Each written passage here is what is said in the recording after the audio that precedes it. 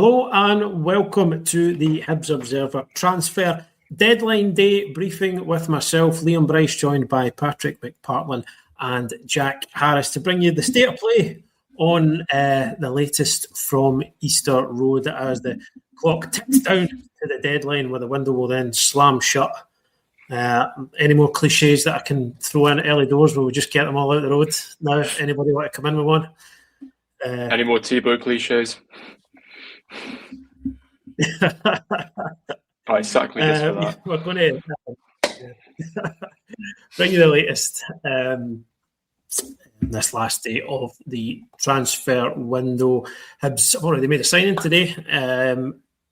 Brought in Felix Passlack, finally from VfL Bochum in Germany. Passlack was one of two prospective new signings at Easter Road yesterday to watch Hibs draw 0-0 with Rangers. He was there alongside Ante, Suto, who were expected to join from Slaven Bilipo before the end of the window. More to share as well, but Passlack in the door, another signing, a priority area really for David Gray on that right-hand side. He'll can play anywhere on the right, but he's probably obviously going to offer competition for that right wing-back slot. But Patrick, we'll come to you first because there's been a story developing in the last wee while. Hibs in the market for a centre-back. What can you tell us about that? Yeah, well, I think even before Sunday's game, and we saw Grant Hanley going off with a suspected hamstring issue towards the end of the match. Warren O'Hora already sidelines, and Zach Mitchell being recalled by Charlton. I think it was probably a position where if Hibs could add a player there, they would certainly look to do it. And I think that would be the case even before the game yesterday. And I think Hanley's injuries possibly accelerated the need to bring in another body at the back. And the kind of rumour that's broken in the past hour or so is Copenhagen defender Munashe Garananga, Zimbabwean internationalist, who is said to be close to signing a loan deal with Hibs until the end of the season. Kind of falling down the pecking order at Parkin. He's played sort of 3 or 4 league games this season. He's played in Europe for Copenhagen as well, and I think just very much a bit of a sticking plaster until the summer with Hibs, a little bit light in defensive areas. Obviously, do have Jordan Abita who can cover at centre back, but then that leaves you light in other areas. So one to keep an eye on, I think, but an interesting profile. Seems to be predominantly right side, and he can play right back as well. He's played right back for Zimbabwe on a couple of occasions, most recently at the Africa Cup of Nations, and I think just looks like just a big athletic defender, which is what you need for the Scottish Premiership, and a kind of like for like replacement almost for somebody like Grant Hanley, just that physicality. 25 years old, so good age, and definitely one to keep an eye on. I think it's one of those where you get competition for places as well. We don't yet know how long O'Hora's going to be out. We don't know how long Hanley's going to be out, assuming that it is kind of a hamstring issue, as David Gray suspected. But bringing in another internationalist who probably looking to, I suppose, either send a message to his parent club or put himself in the shop window. We'll have to wait and see. But looks like a good profile for what Hibs need this window. Yeah, absolutely, Jack. I mean, as far as kind of short-term options go. At 25 years old, as Patrick was saying there, an international player, good pedigree at a good club. On paper, it looks like a decent option. Absolutely. I mean, like you say, as far as short-term deals go, I think bringing in someone who's got experience in the Champions League, Europa League, Conference League as well, some international games, and on paper looks very reliable and has had very reliable stats across his career so far. I think it definitely does look like there might be a need to sort of bring someone in with Hanley going off. Obviously, we don't have all the details after his injury against Rangers yesterday, but I'd echo what Patrick said, and competition is always a really good thing. And we've seen that at Hibs over the past couple of seasons, that you get the best out of players when you have good options coming off the bench who can provide that competition. As I think it's a good deal for everyone who's not been getting the game time he wants, and coming along to Hibs and Easter Road's a good place to do that. Yeah. I mean, I think the other week there when after Zach Mitchell went back to Charlton and David Gray got asked about, are you potentially going to replace him to restore that full complement of centre-backs that you had, and he didn't rule that out. So, I mean, can we read this positively in that, Hibs just wanted to restore the number of centre-back options? Or does it give you the fear a wee bit about the potential extent of the injuries to Grant Hanley and Warren Ahora? What side of the fence are we choosing to come down on here? The pessimistic one or the optimistic one? I think a bad injury to Grant Hanley would be really detrimental at this point. Certainly at this halfway point of the season, he's been one of those players that's really stood out for me since joining at the start of the campaign. I think that would be a really difficult long-term injury to replace.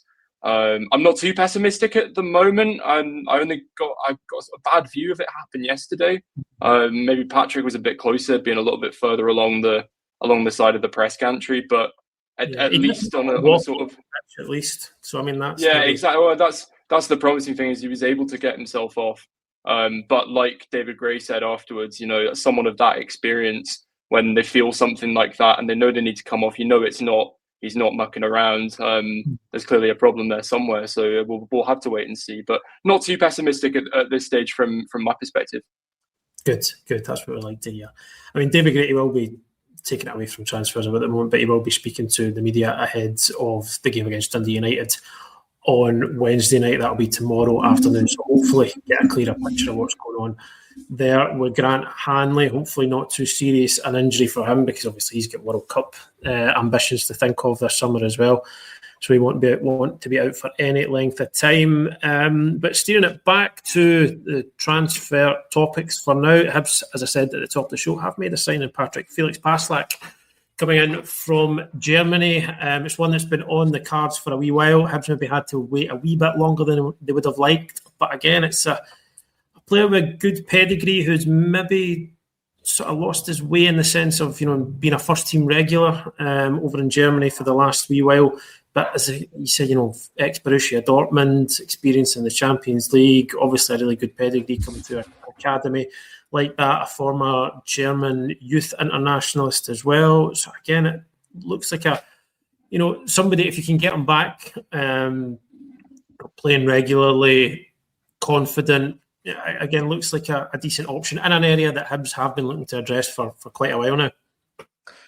Yeah, I think so. You could call it possibly the worst kept secret in footballing circles that Hibs wanted to sign Passlack and kind of identified him as the kind of primary target for that problem position. A number of weeks ago now. I think you talk about he's not kind of been first choice at Bochum this season. He's been kind of playing back up to a defender who's been in on loan from Red Bull Salzburg. And I think you sometimes get to a stage. He's spent, I think, virtually his whole career, the bulk of his career, I think, in Germany. It's a little spell with Norwich City, and kind of experienced football in the UK for a short spell. But I think sometimes you have players who just need a move, they need a new challenge, they need to change of scene just to kind of almost kind of spark something again. It can get very kind of samey if you're just sort of playing the same teams all the time. Bochum obviously relegated at the end of last season, and I think the sort of second tier in Germany is a bit different to the top tier, so that maybe has an impact as well. Bochum will have designs on getting promoted again, going straight back up. But I think the thing that stood out for me the most, looking at the reports from Germany and what the Bochum kind of hierarchy been saying, is he just seems like a really good character. And I know we talk about this a lot when Hibs are signing players, that they have to have the right character. They've also got to have the right profile on the pitch. But it feels like one of those where Hibs were prepared to wait, because they must have been given an indication that, whether it was a kind of 70-30, 80-20, that it would happen this window. I think even if they hadn't managed to get him in, it still would have been one they would have either looked to do a free contract or revisited in the summer, because I think they're just that keen to get him in for what he can bring. Certainly seems to have more of a kind of attacking profile than the other players who can sort of operate in that position at the club at the moment. But I think it's worth pointing out, and I've seen a few people saying this, and just because of it being transfer deadline day, I think we've maybe not had the time or the space to do anything about it. But thought Kanai Omego, who's going to come into that position, especially in Chris Cadden's absence through injury, but even before then, he was sort of keeping Cadden out of the team. I thought he played really well yesterday. I think there were a lot of people who were maybe a little bit fearful of how he would, how he would cope against the Rangers team that's been pretty resurgent under Danny Roll. But I thought he put in a really good shift. A few sort of shouts for a man of the match award for him from some supporters, and I think he's sort of growing in confidence. He gets that run of games. You can see that he is sort of coming out of the shell a wee bit, I guess, in a playing sense. He's been taught through the game by those around him. But I thought, yesterday was probably, I think since he's come into the team, since he's been the starting right wing back, probably his most complete performance. And I think, it's interesting that he's doing that and Felix Passlack watching on from the stands. I mean, it'll be, I think, from what we know of David Gray and how they do things at Hibs, he's not going to bring Felix Passlack straight in. He'll kind of probably have to earn his place in the team. And I don't think Mego did his chances any harm against Rangers. You could also say there's absolutely no reason why you couldn't why you couldn't sort of use both in the one game, sort of have one of them starting and the other one coming on, depending on the opposition, just to give you that, different profile, a little bit of a change in, change in how you're attacking. Because, we know Hibs attack down the left primarily. We know they're not really a team that attacks down the right. I think Passlack coming in will change that. And I think that'll, maybe make the team a little more balanced when it comes to attacking. But at the same time, I don't think he's just going to waltz into the starting lineup. I think he will have to, he will have to earn it first. And I wouldn't be surprised to see the two of them kind of, both being used, depending on the opposition, depending on the sort of game plan, and what David Gray wants to get out of certain games. So I think that'd be an interesting one to keep an eye on. I think as well, we saw Hibs change formation against Falkirk in the second half. They were back to their back to Gray's favourite 3-5-2 against Rangers, but there is that sort of option to change it up. So there's, if you're playing for example, a 4-2-3-1 and you've got Passlack playing as your right winger, then that's sort of extra defensive protection for Mego as well. So, said this before, David Gray loves a dual position player. Passlack is somebody who very much can do that. I think he could also probably fill in at left back if needs be, or left wing back. Mm-hmm. So you do have that extra cover. But I think it's just about it's about giving you options. And I think Gray has that in spades with Passlack, somebody who can play right wing back, can play right back, can play further up the park, and it'll be somebody for Mego to learn from as well. It'll be a sort of more experienced head, somebody who's played at a very high level, who can help him off the pitch, help him on the pitch if the two of them are playing at the same time, and they can also share that right wing back slot as well. So I think it ticks a lot of boxes in terms of what you want from a signing and what it'll bring to the team on the pitch and what it'll bring to the dressing room off it as well. Yeah, again, on paper, looks like it's the signing for Hibs. Quite interested to see how Passlack gets on, to be honest, because as you say, they're good pedigree. And a kind of a more attacking option, I think, in that position. So we shall see. 3.5-year deal it was for him, and he could be followed pretty soon by Ante Suto, attacker from Croatia that Hibs have been targeting. Jack, you spotted him sneaking into his seat at Easter Road yesterday, didn't you? What do you make of this? Was a forward? But I don't think necessarily would expect him to be competing for that wing back role. I think maybe some kind of as a wider forward. I think you see Martin Boyle doing that quite a lot now. I think he is playing, on paper you see it's like a 3-5-2, 3-4-1-2, whatever you want to call it. But he does make a lot of runs into the channels. Boyle still pulls into wide areas. Could you see Suto performing that kind of role? What have you?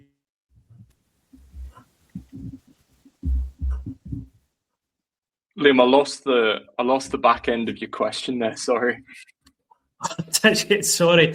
I think it might have been an important bit. I don't want to miss it. I was just waffling on, to be honest with you. I doubt you missed anything important. Just your thoughts on Suto as potentially as how he might fit into the forward line, because it's now looking like an increasingly much changed forward line with the players that have come in. What kind of what sort of option do you think he could add in that position? Yeah, well, you rightly say I did interrupt his afternoon. Sort of mere moments after I was receiving the wisdom of Josh Barry saying, when you're here, it's important to be here. Sort of look around, see if you can see anybody. No sooner than about 2 minutes later, I spotted him sort of sat just a couple of seats along from me. One thing I did notice throughout the game was just how much attention he was paying, and you could see he was kind of talking to his companions and sort of pointing to areas of the pitch. So should he be announced later today, he's clearly sort of having those questions himself and trying to see himself within the team. I've heard a little bit sort of talking about him as a Kieran Bowie replacement, and to be honest, at least from the highlights and the matches that I've seen over the course of my research, I can visualize that. He's a very good penalty box forward, kind of gets into the right position, has good finishes within the 6-yard box. But like you say, can also play a sort of something more towards a right forward, right wing, has pace, has physicality. And, his numbers haven't set the world on fire quite yet. I mean, he's 25 years old. And I think if I'm right, from 107 appearances, he's had 16 goal contributions, at least that I could find. Maybe I'm missing some data. It looked like I might have been. But definitely when you watch the games themselves, when he finds himself in those positions, he seems to be that clinical forward that maybe Hibs have been missing so far this season. And yeah, from where I was sat, certainly looks very, very switched on and enthusiastic. If you can judge that from the back of somebody's head and sort of a little bit of their side profile, but I was encouraged to see him sort of visualizing himself in that game, because with that kind of profile of forward, I think that would have worked well yesterday. So it'd be interesting to see should he and when he comes in, like you say, how that goes.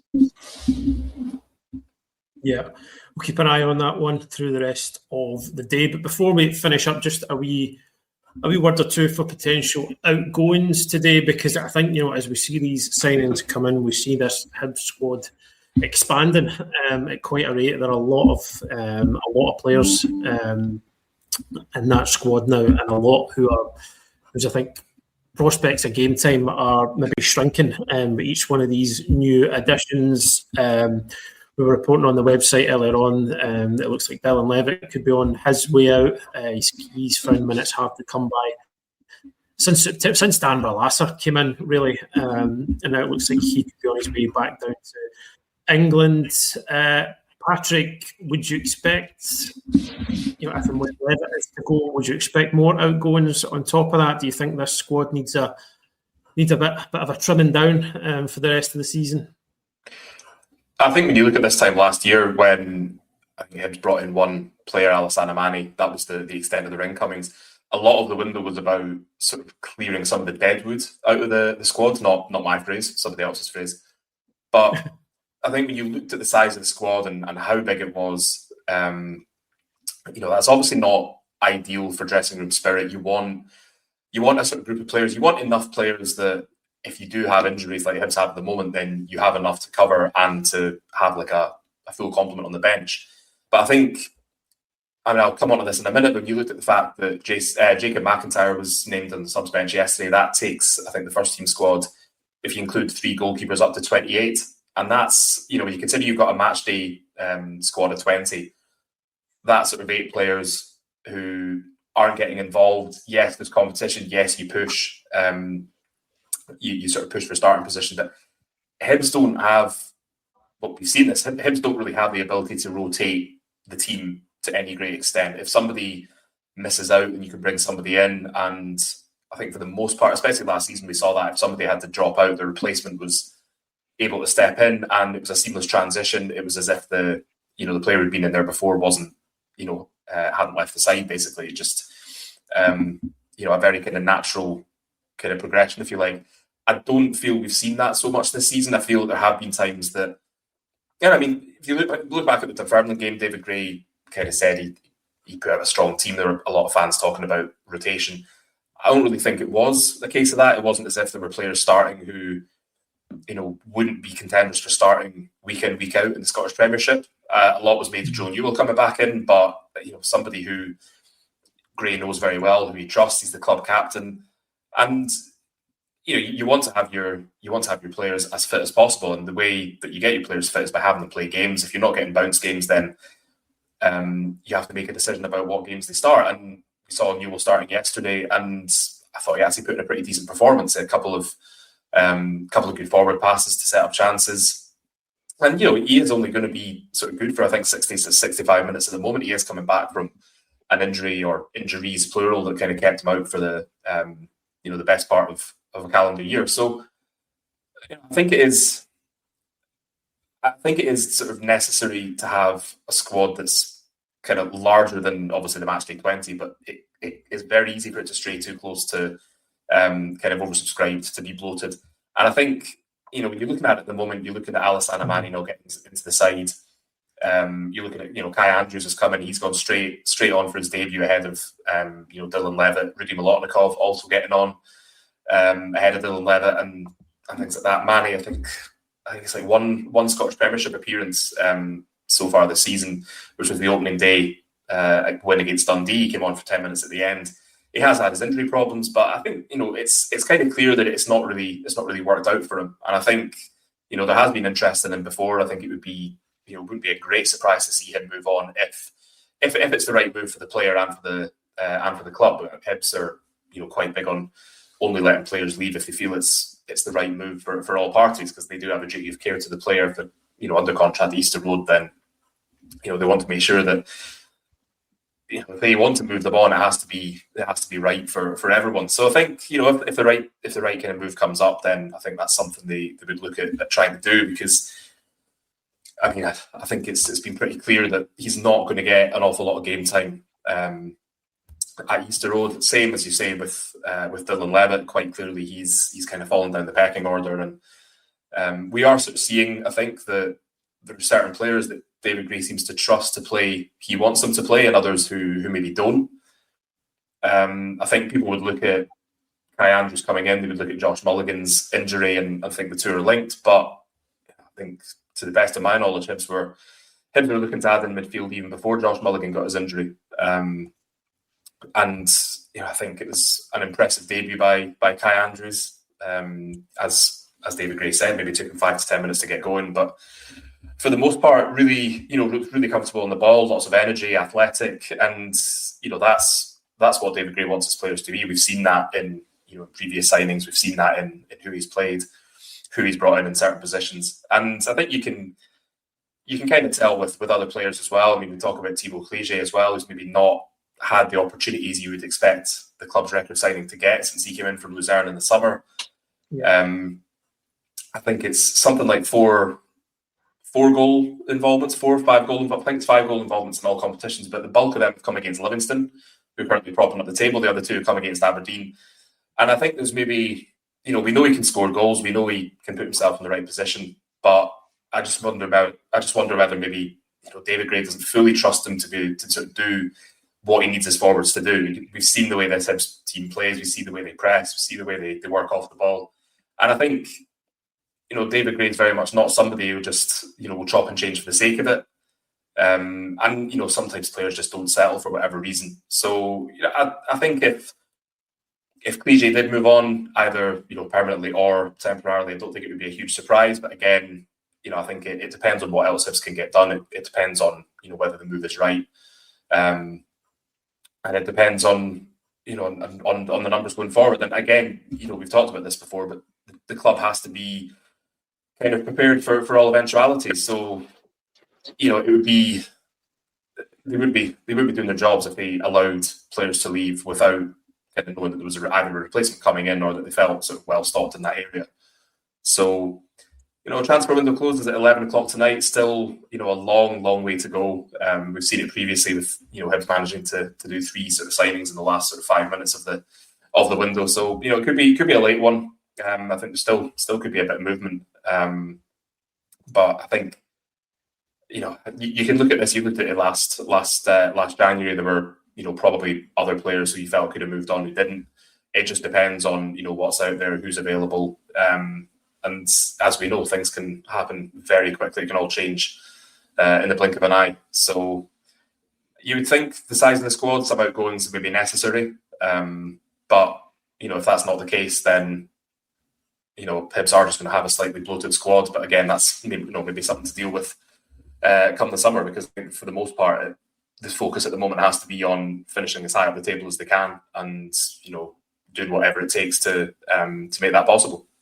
Yeah, absolutely. So a few hours left in the window, folks, but that's pretty much where we're at just now. There's plenty that could still happen between now and the deadline, so do keep an eye on hibsobserver.co.uk and our social channels. We'll try and keep you up to date with all the very latest as it happens at Easter Road between now and the deadline. But for now, thank you for joining us. And yeah, we will speak to you again soon. Thanks to Patrick, thanks to Jack for their insight as well. And as I said, keep an eye on our website, socials, and we'll bring you all the latest as it happens. But for now, enjoy the rest of your evening, and we'll speak to you again soon. Cheers.